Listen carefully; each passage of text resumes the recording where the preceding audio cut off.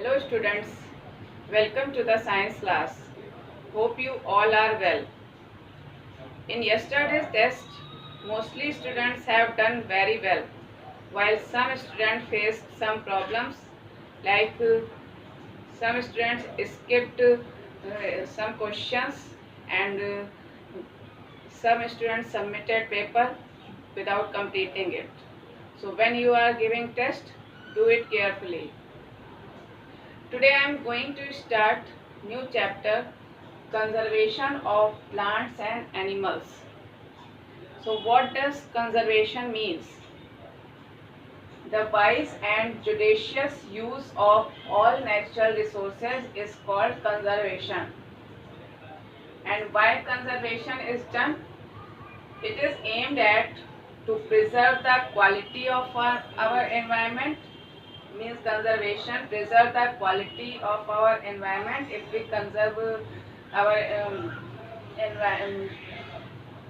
all natural resources, it preserve the quality of our environment, and to ensure a continuous availability of useful plants, animals and other materials for future generation. We can preserve useful plants, animals and other material for future generation by conservation. So that is why conservation is necessary. Conservation does not mean to denial of resources.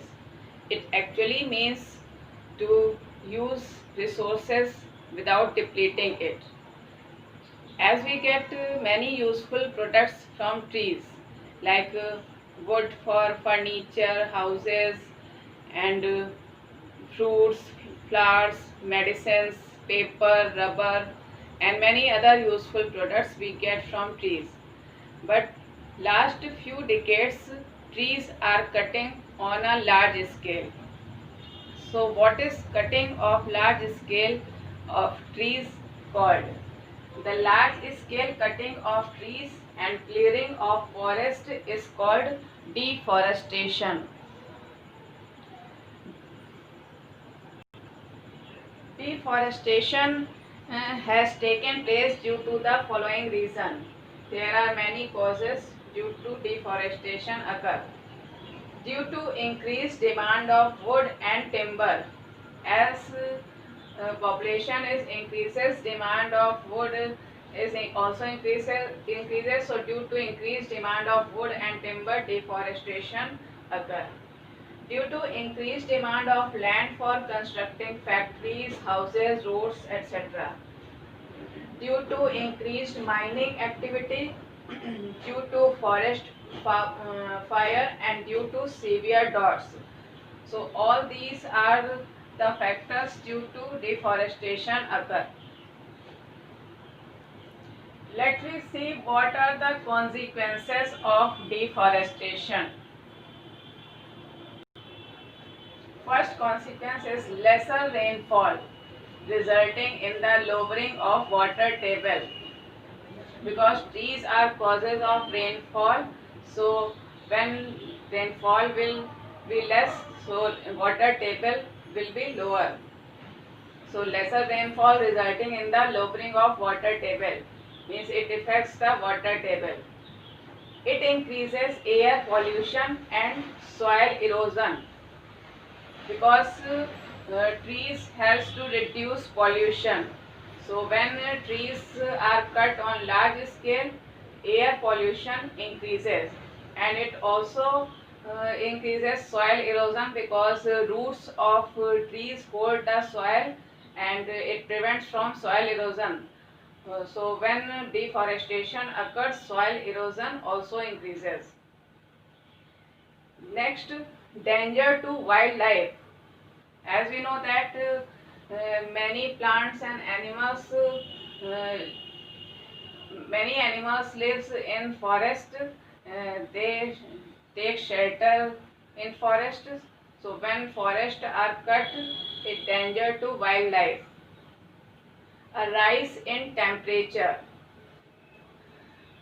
You know that plants absorb carbon dioxide, and When plants are cut, amount of carbon dioxide in atmosphere will increases, and which causes rise in temperature and increased chances of natural calamities as floods. It is due to soil erosion and droughts due to lesser rainfall. So these are some consequences of deforestation. How floods and drought conditions occur?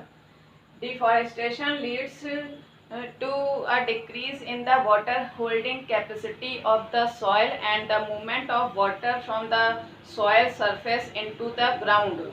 This is known as infiltration power, that is reduced due to deforestation. So there are floods because water holding capacity of soil increases, and water does not goes underground due to less infiltration power. So that is why floods occur. And when carbon amount of carbon dioxide in atmosphere increases, the temperature of atmosphere also increases, and due to increasing temperature on the earth, it disturbs the water cycle, and it may reduce rainfall, that causes droughts. Forests are one of the most useful renewable natural resource on the earth. Forests have wide variety of plants and trees. So forests are very useful for us because they purify the air and control air pollution, regulate climate and help rainfall, and it also help in replenishing groundwater. It prevents from soil erosion and maintain the fertility of the soil. It also controls floods and provides many useful products like wood, rubber, gum, resins, non-edible oils, honey, honeybees wax, and different types of medicinal plants, fruits, and berries from we get from forest. It also provides many products which are the source of steady income of tribal people living in that area. So it is very important to conserve forest because life on earth depends on forest in more than one way. So how can we conserve forest?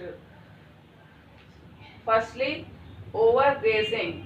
Overgrazing by animals in the forest should be stopped, and large-scale cutting of trees must be stopped. If it is very essential to cut a few trees, plant more trees in their place.